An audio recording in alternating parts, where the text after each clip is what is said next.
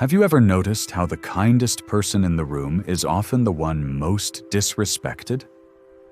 They smile more than others. They listen more than others. They bend over backwards to accommodate people who wouldn't lift a finger for them. And yet, the world doesn't repay them with warmth or appreciation.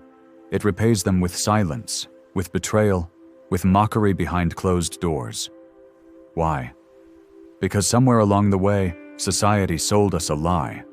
That kindness is the highest virtue, that it guarantees respect, that it wins loyalty. And maybe, in an ideal world, that's true. But we don't live in an ideal world. We live in a world of power dynamics, of hidden agendas, of people who will test the limits of what they can get away with, especially with someone who refuses to push back. Machiavelli understood this centuries ago when he wrote, "It is better to be feared than loved, if you cannot be both." He wasn't telling us to become cruel or tyrannical. He wasn't telling us to dominate others through violence or intimidation. He was revealing something uncomfortable but necessary.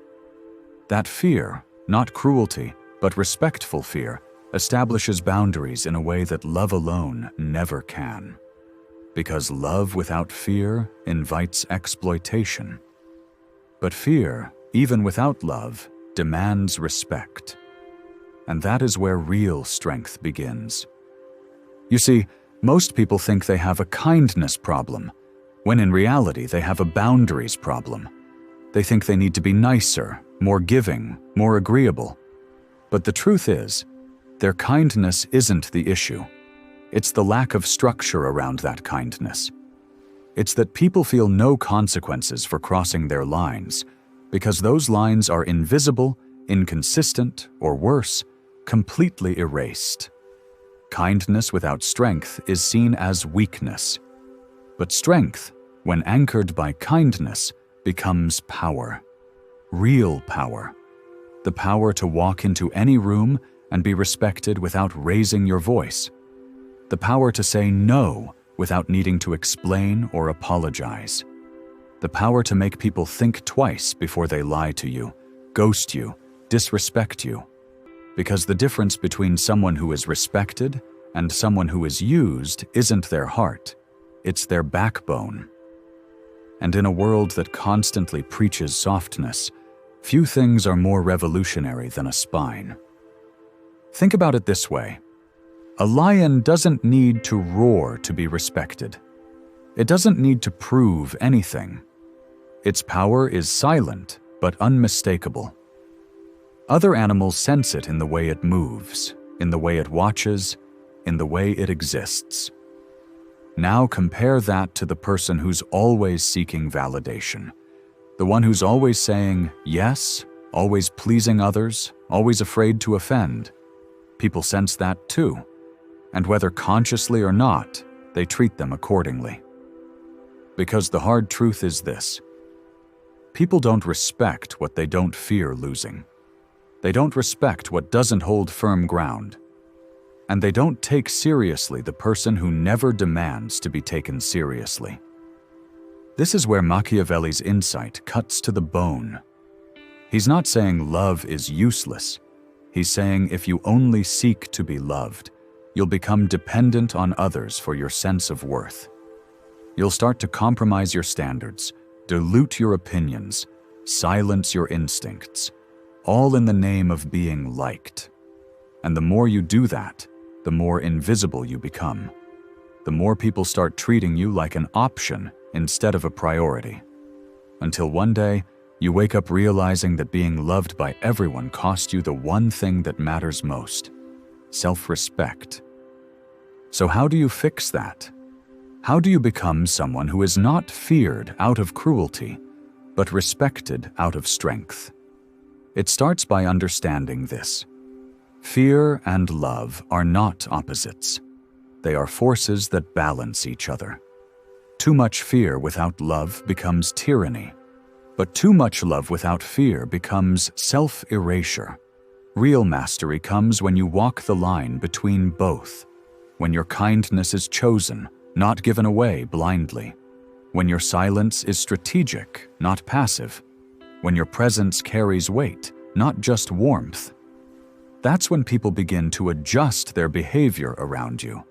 That's when they measure their words more carefully. That's when they respect you, not because you demand it, but because you've become the kind of person who commands it. And that kind of power is quiet, calm, and undeniable. Let's break this down psychologically. Fear, in this context, is not about intimidation. It's about predictable consequences. Respect, in the human mind, is directly tied to predictability. When someone knows that if they lie to you, they will lose access to you, they become more honest. When they know that if they betray your trust, they will be removed from your life, they tread more carefully.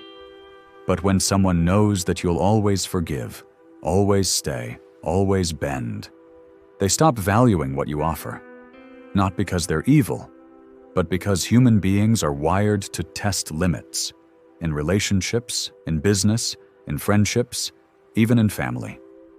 The only way to maintain respect is through clarity, clear values, clear boundaries, clear consequences.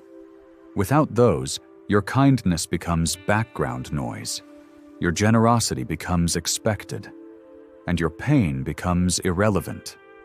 Because people respect what is scarce, they treasure what is not easily replaced.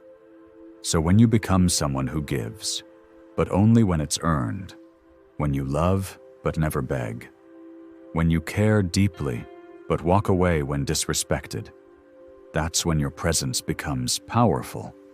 Not because people fear you, but because they fear losing access to the self-respecting, grounded, principled version of you. That is real fear, and that is real respect. Now let's talk about guilt, because that's the trap most kind-hearted people fall into. They think that being strong means being mean. They think that walking away makes them cold, that standing up for themselves makes them arrogant. So they keep sacrificing their dignity at the altar of niceness. But here's the truth. Being feared doesn't mean being feared for your anger. It means being feared for your standards. It means being the kind of person who is so rooted in their values, so uncompromising in their self-worth, that people feel the weight of your absence more than the warmth of your approval. And that doesn't make you unkind. It makes you sovereign. It makes you whole.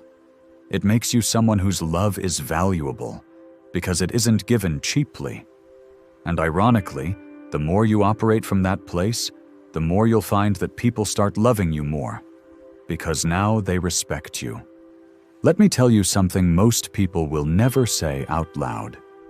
People don't fall in love with kindness alone. They fall in love with power and mystery wrapped in kindness. They fall in love with the person who knows their worth, who isn't afraid to walk away, who doesn't need validation from anyone. The quiet strength, the unshakable self-respect, the calm assertiveness. That's what creates admiration. That's what makes someone unforgettable. Not how much you give, but how much you refuse to give away your power. Because love without respect is fragile. But love with respect becomes magnetic. Machiavelli didn't write for cowards or tyrants. He wrote for those who live in the real world, a world where virtue alone is not enough. He understood that you could be the most generous, loving person alive. But if you don't project strength, if you don't establish boundaries, if you don't make people feel the cost of disrespect, you'll become disposable. And the tragedy is, many good people never learn this until it's too late, until their kindness is used up, until their generosity is taken for granted, until they're sitting in silence, wondering why the people they gave everything to never gave anything back. But it's not too late for you, because from this moment on, you get to decide how you show up. You get to decide that your kindness will be rare, your time valuable, your boundaries non-negotiable. You get to decide that your presence is a privilege, not a guarantee. And when you do that, you'll start to notice something powerful. You won't have to chase respect anymore. It will come to you. Because now, you've become the kind of person who is loved, but also feared in the best, most transformative way possible. And that's when the world begins to change how it treats you. Not because you became cruel, but because you finally became strong,